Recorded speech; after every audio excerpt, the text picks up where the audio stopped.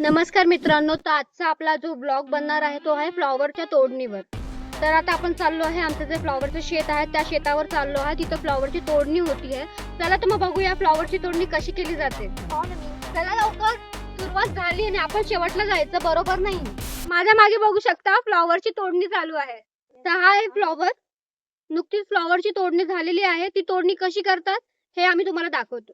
त्यासाठी लागणार आहे असा एक कोयता. तुम्ही पाहू शकता किती चांगला फ्लॉवरचा गड्डा आला आहे. आपण याची तोडणी करणार आहोत. आता ही पानं काढल्यानंतर ऍक्च्युअल फ्लॉवर कसा असतो तो तुम्हाला मी दाखवते. बाकी काय सवय नाही ना. डिप्रेशन. तुम्ही पाहू शकता पूर्ण पानं काढल्यावर हा असा फ्लॉवरचा गड्डा दिसत आहे. आता आपण भेटूया आमच्या दादांना ज्यांनी हा मळा फुलवला आहे आणि त्यांच्या मिसेस. चला. हे आहेत आमचे दादा आणि आमच्या वहिनी. खूप मेहनत केली आणि त्यांनी हा मळा फुलवला.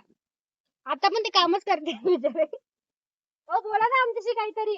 तर दादा मला सांगा, हे फ्लॉवरचे जे शेत आहे त्याची लागवड तुम्ही कशी केली? सरी काढून लावली हुंडी. सरी आणि हुंडी ह्याच्यात काय असतं? तिकडे रोप बघा ना. रोप रोप दादा, हे फ्लॉवरचं पीक येण्यासाठी किती महिने लागले? 45 दिवस. 45 दिवस लागले.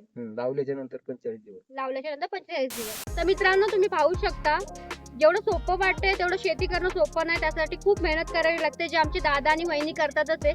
आपण जेव्हा फ्लॉवरची शेती करतो आहे त्याच्यामध्ये पूर्ण ही पीक आपल्याला चांगलं मिळेल असं नाही. 100% 30 ते 40% फ्लॉवरचे जे गड्डे असतात ते खराब होतात, कारण जास्त पाऊस झाल्यामुळे त्याला कीड लागू शकते. तुम्ही पाहू शकता हा जो फ्लॉवरचा गड्डा आहे हा थोडा खराब झालेला आहे, याला कीड लागली आहे. हे पण तुम्ही पाहू शकता. तर असे 30 ते 40% आपल्याला नुकसान होऊ शकतं. अतिवृष्टीमुळे होतं ते नुकसान. चला मग आता निघूया घरच्या दिशेने. पाऊस पण सुरू झाला आहे आणि फ्लॉवरची तोडणी पण झाली आहे. तुम्हाला हा व्हिडिओ कसा वाटला हे आम्हाला कमेंट मध्ये नक्की कळवा. व्हिडिओ आवडला असेल तर व्हिडिओला लाईक करा, चॅनलला सबस्क्राईब करा. भेटूया पुढच्या व्हिडिओ मध्ये.